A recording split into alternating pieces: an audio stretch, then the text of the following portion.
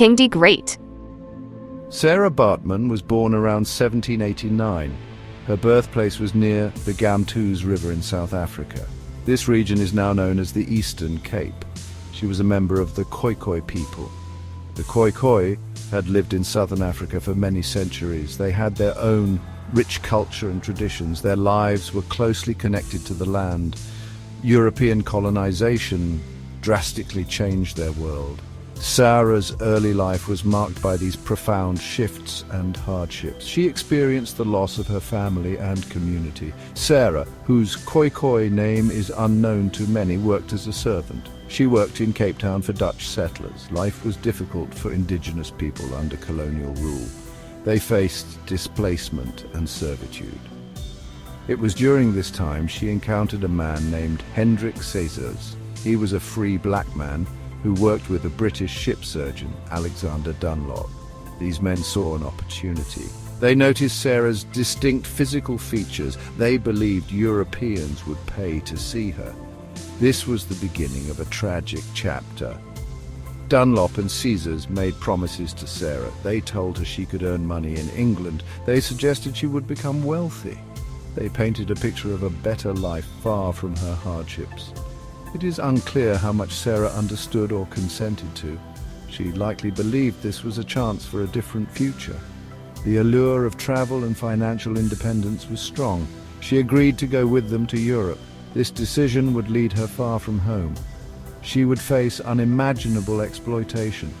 The journey to Europe was a significant turning point. Sarah left her homeland behind. She embarked on a ship in 1810 heading for London. She was likely unaware of the true nature of their plans. The promises of fortune were a cruel deception. Instead of respect and prosperity, she would face objectification. Her body would become a public spectacle. The men who brought her to Europe were motivated by profit. They saw her not as a person, but as a curiosity to be sold. Her story highlights the brutal realities of colonialism. Upon arrival in London, Sarah Baartman was quickly put on display. She was exhibited in a building on Piccadilly Circus. This was a busy street known for entertainment. People paid a shilling to see her. She was given the stage name, the Hottentot Venus.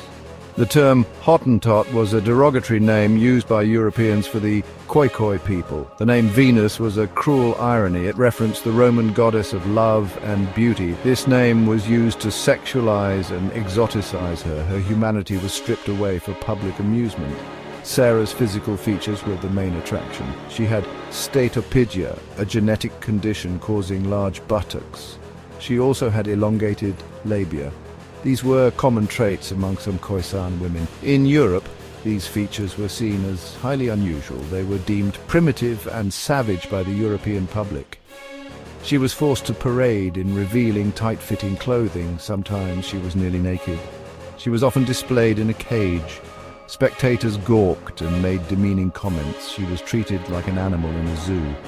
The shows were designed to emphasize her exotic nature. Promoters created sensationalized stories about her origins. They claimed she was wild and untamed. This fed into the racist stereotypes of the time. Abolitionists and humanitarian groups protested her exhibition. They argued it was indecent and exploitative. A court case was even brought forward. However, Sarah stated she was there willingly. It is debatable whether she could speak freely. She was dependent on her exhibitors for survival far from home. The exploitation continued despite these concerns. After several years in London, her popularity began to wane. In 1814, she was taken to Paris by a new exhibitor. The exploitation intensified in France. She was exhibited to crowds under even more degrading conditions. She was also subjected to scientific examination. Naturalists and scientists of the era were keen to study her. They saw her as a link between animals and humans. This was part of the racist pseudoscience popular at the time. Her body was measured and scrutinized. She faced constant humiliation and objectification. Her dignity was relentlessly violated. In Paris, Sarah Baartman's life became even more difficult.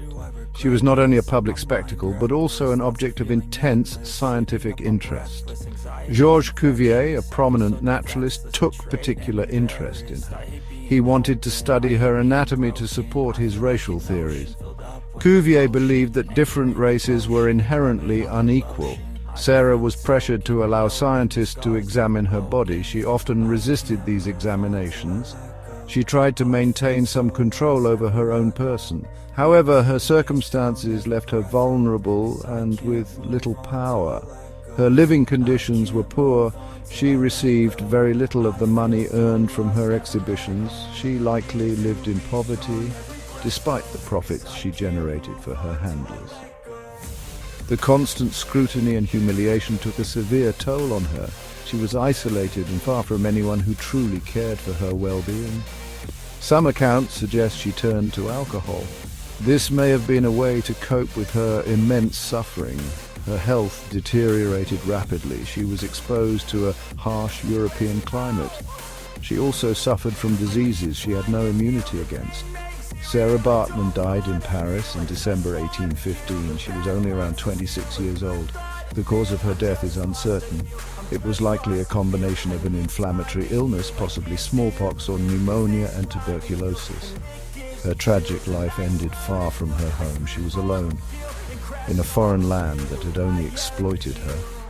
Even in death, she was not granted peace or dignity. Her story did not end with her last breath. The indignities she suffered continued long after she passed away. This marked another dark chapter in her exploitation. After her death, Georges Cuvier obtained her remains. He dissected her body. He made a plaster cast of her form. He then pickled her brain and genitals. These were displayed in jars at the Musée de l'Homme, Museum of Man, in Paris.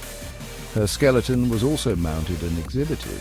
For over 150 years, her remains were on public display.